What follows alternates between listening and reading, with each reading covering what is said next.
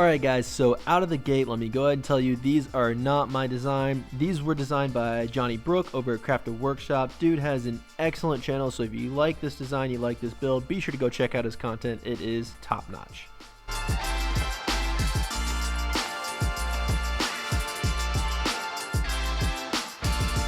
And so far, all I've been doing is getting my lumber milled up, and what that means is getting it cut to rough length, cleaning up one face on the joiner, and then referencing that clean face against the fence and getting a nice square edge.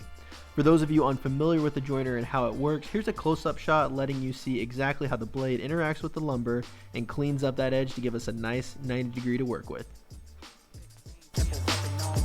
And now that we've got that flat face and the square edge, we could reference that face on the bed of the planer and send it through to get all of our pieces to a consistent thickness. There's a close-up of the planer blade letting you know exactly how that works and how it's clearing the material.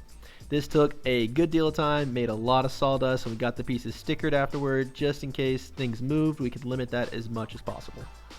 Okay, so we spent some time getting everything milled up. All of our boards are 3/4 of an inch, just so some of them were already 3/4 inch, some of them were full inch, so I figured 3/4 inch across the board gives us consistent thickness to work with. So I went ahead and cut them to rough length. They're all 28.5 inches right now. We'll bring that total down to 28 inches even, and then batch them out into sections that we're gonna use to make up all of our panels. So now I'm going to lay out for dominoes, which is what I'm using for joinery. You could use dowels, you could use biscuits, any of those things would work. So let's go ahead and do that.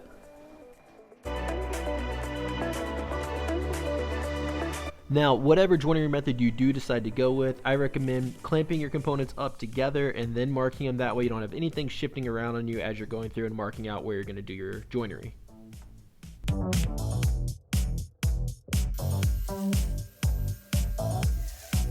With all the holes for my dominoes mortised out, I could go ahead and start applying glue and getting these clamped up. These panels are going to make up the cabinet carcasses for the lower cabinet as well as the 3 shelves on each bookshelf.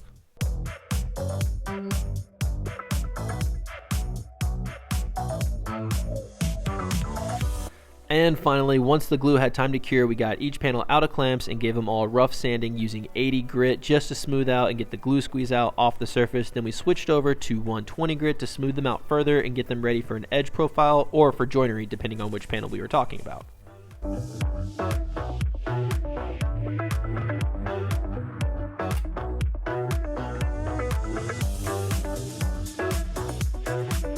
For this build, I really wanted to challenge myself, so I decided to do miter edges for our cabinet carcass. I don't normally do this because those 45s can be a little tricky, but we decided to go for it and actually came out with pretty clean results.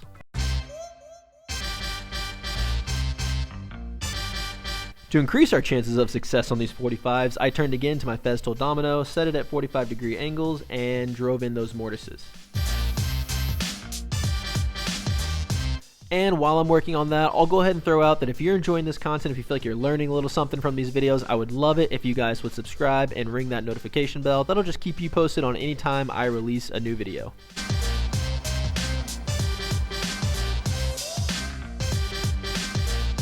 Now, I think one of the reasons this cabinet carcass came together so well is because I mortised out the domino holes on the side panels on the tight setting, and then mortised out them on the top and bottom panels on the loose setting. This gave me a little bit of play and a little bit of flexibility while I got everything in clamps and glued up tight.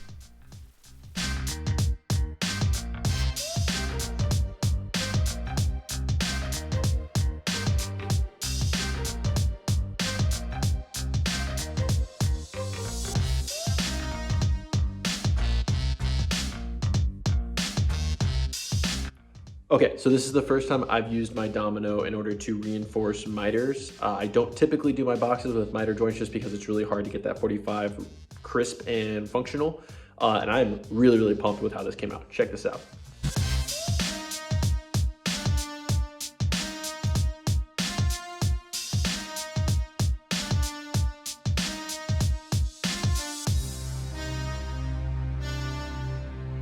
And with all the sweating done and those boxes all glued up, I could set those aside to cure and start working on the leg blanks. Ignore the foam you're seeing there. That was just the reaction of me throwing some CA glue on the piece and some activator and just bubbled from the activation, the quick chemical reaction. Just had a couple of voids I wanted to do a quick stabilization, nothing like epoxy, just enough to hold it still. I did notice, however, while I was ripping these boards, holy cow, the tension was wild. I ended up having to lower the blade and put a screwdriver in the end of the cut to make sure that it didn't pinch the blade, and it still was a bear to get through and cause some problems down the road. All right, so we ran into a bit of an issue. The boards I got for the leg assembly, which are these guys here, they're roughly 2 inches by 2 inches. I was gonna mill them down to get them just so, but I had to first rip it to the widths for the individual boards. When I did, I realized this board had a ton of tension in it, and it ended up bowing. One of them's not too bad, the other one looks like a dang banana. So I'm gonna try to fix that without having to go get more material, because obviously I don't wanna go over budget for this project. So what I'm gonna do is cut these two boards in half and then joint the individual 4 pieces. That way the cup is less severe since it's not along the whole board. I've never done this before. I'm gonna give it a try. Once I get them jointed, I'll glue them back together and then plane them and see what we're looking at. I may still have to go get more material, or this may work out. Let's see. So this could go well, or this could horribly fail. But I knew one thing that would help me is to mark each piece with some kind of indicator to tell me which ones to glue back up together. I didn't want to mess around and glue A1 to B2 and have a wonky looking board. So with them split up, I could go to the joiner and start getting rid of that bow. Once the bow is gone, I could mark them to drill in dominoes. I grabbed my biggest domino mortiser. For me, it's a 10mm, and I put 2 stout 10mm dominoes in there to make sure that once these were glued up, there was no worry of flex or bowing to happen.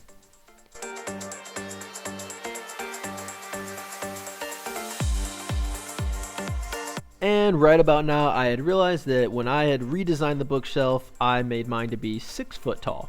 And I do not have 6 foot clamps, so thus began the Clamp Olympics. This was just a nightmare trying to get adequate pressure but not cause the board to bow. Eventually we got it done, but my goodness, what a pain.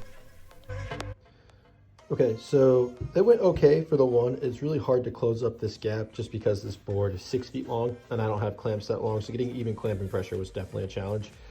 There are 2 thick dominoes in here like you saw before, so I think it's plenty sturdy. The joint's not giving it all, it's just got the gaps along the outside. So what I'm gonna do is put a little bit of glue in there and then just hit it with a sander, and that should fill in those gaps pretty well. And I think this will be good. I was able to do this one. The other one unfortunately was too far gone, so I'm gonna have to go pick up a little bit more stock. This glue and sawdust trick works surprisingly well. I'm actually looking while editing this video and the shelves are up, and I'm having trouble figuring out which one of the legs was the quote-unquote bad one. Okay, so if I'm being honest, this is a part of the project I've sort of been dragging my feet on. I am gonna do Bloom undermount drawer slides for this build. They're supposed to be super, super nice, but they also are a little complicated. They're not your typical ball bearing drawer slides that go on the side of the drawers. These go underneath, and there's certain measurements and specific instructions, and the instruction manual is just a nightmare. It's in 2 different languages. It's in millimeter and imperial. It's hard to follow. Thankfully, there are a series of instructional videos on YouTube, so I've watched all of those probably 6 times a piece, and I think I know enough to be dangerous. The thing is, 1 sheet of 1/2-inch Baltic birch, full sheet, is just enough to get all of the sides and all of the bottom panels. So there's not a lot of room for error, and these are more complicated than anything I've ever used. So without anything else to say, let's give this a go. Alright, so the first step in this process is going to be breaking down our material. Now I opted to use 1/2-inch pre-finished Baltic birch plywood. 1/2-inch material just works out great. That is actually one of the stipulations for using undermount drawer slides is 1/2-inch to 5/8 material, for your reference. I'm not going to go into a whole lot of detail here on how I did these. Instead, I'll link my Instagram channel below where I did a highlighted story walking you through step by step on how to handle these drawer slides. So if you want more information, go check that out.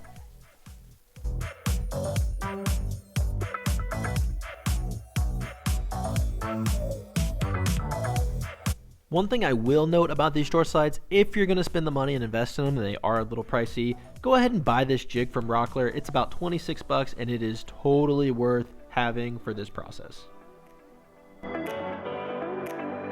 And with the cabinet carcass and the drawer boxes out of the way, we could turn our attention back over to our old friends, the legs. I went ahead and ripped them down on the table saw, getting them to their final width, and then I ganged them all up using clamps and cut them to their final length using the miter saw. This ensured that all legs were the exact same length and had the exact same angle. I don't have a miter saw station, so I needed to get a little creative having a support block there, but it worked out pretty well. Once I had the front legs figured out, I could clamp the cross assemblies in place, make sure they were level, and then mark where I needed to make those cuts to ensure that the leg assembly came together smoothly. Now, in order to cut the angles on what I'm calling the stretcher pieces for the leg assemblies, I turned to the help of my Rockler crosscut sled. This is a little bit pricey, but if you're into woodworking and you want to be able to make quality cuts in a consistent way, I cannot recommend this sled enough, especially when it's coupled with the Cat's Moses stop block. So I'll throw a link to that one down below. That way you guys can get your hands on it because it's definitely worth it. Now, as you see here, I did use my domino to bring the leg assemblies together, but I do want to clarify, if you want to build this, you don't have to have a domino. You can use dowels, you could use biscuits on the panels, you could use splines on the miter joints, and you could use even pocket holes on the leg assembly. There's a ton of different ways to get things done. I just happen to have a domino. It's fast, it was an investment, so I really enjoy using it, but it is not a necessity to build nice furniture. Then once the leg assemblies were all cured up, I could go ahead and flatten out the tops. I used my oscillating belt sander for this and had to stack a cooler, a butcher block, and 2 sustainer blocks just to make sure I got the exact right height, but it came together really well and the tops are perfectly flush. Then I can go ahead and do a little bit of sanding along all the angles of the legs, and once I finished that sanding, I followed it up with a nice 1/8 inch roundover, which if you put an 1/8 inch roundover on anything, especially after it's assembled, you know that that's followed by even more sanding. I broke out the palm sander and really went to town smoothing everything out. That way these are nice, clean, and crisp. Now, if you've seen any of my other videos, you know that I can't get through a project without using a chamfer bit. So I took the cabinet carcasses and ran a nice light chamfer around the exterior and then broke all the edges with the sanding block on the interior. That way I had clean lines for my drawer boxes. Speaking of drawer boxes, while those are already assembled, we do still need drawer faces. We opted to use white oak for this because we wanted a nice, strong contrast between the dark walnut and the light drawer faces. I got those ripped down to width and cut to length over on the table saw using that Rockler crosscut sled, again, golden. And we were trying to decide whether we wanted to use hardware, something bought from the store, or if we wanted to just to go with a negative space for the drawer pull, and ultimately we opted for the negative space. I decided to make this just using a jig because I really like this low profile, and I can reuse this jig on however many drawer boxes I want in the future, which is super handy because I will be building a bathroom vanity for our own bathroom, which will likely have these same negative spaces. So if you want to see that video, be sure to subscribe because it'll be coming down the pipeline here in the next month or so. In addition to not buying hardware, these negative spaces also are really advantageous because they allow you to fit clamps through that hole and secure the face frame to the drawer box, lock everything down nice and tight with the spacers in place, then pull everything out and drive holes in the back without that drawer face moving around on you.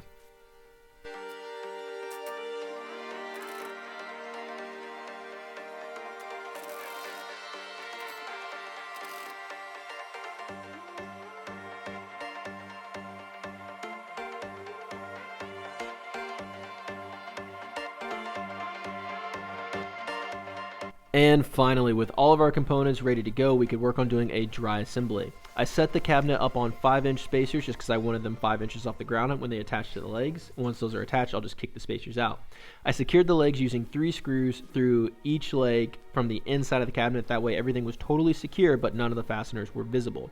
Once those were attached, I could look at getting the shelves connected. I used the same size spacers on each shelf. That way everything was nice and consistent, and then secured those to the legs just using the coarse screwed pocket holes. Those are designed for hardwood lumber as opposed to plywood or pine.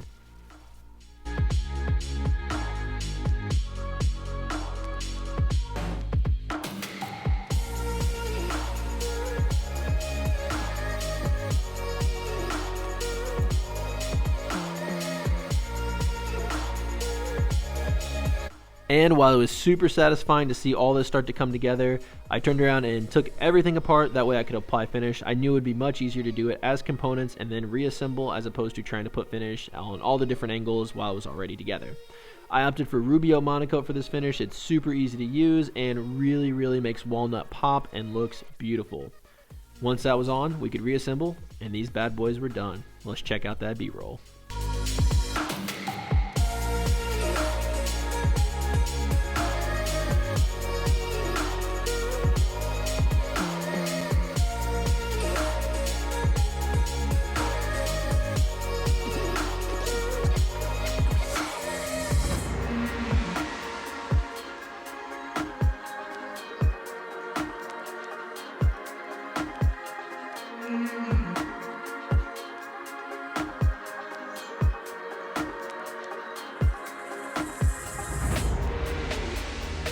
All right, guys, that's going to do it for this week's project. Thank you so much for following along. Thanks to making it to the end of the video. Nearly no one does, so I really appreciate you sticking around. I love these bookshelves. I love the desk. I love how the whole space comes together. I've had this in my brain for a couple of years now, ever since Chris Salamone dropped the video about the desk and Johnny Brook had the video about the shelves. The two pieces complement each other really, really well, and those are two of my all-time favorite YouTube content creators. So if you like these builds, be sure to go check out their channels because you're going to love their content. If you like custom furniture builds, if you like home renovation projects, be sure to click that subscribe button, ring the notification bell. I've got a huge renovation series in the works now that I really think you guys are going to enjoy, and I would love to have you along for the ride. So until next time, get out there and start your own project.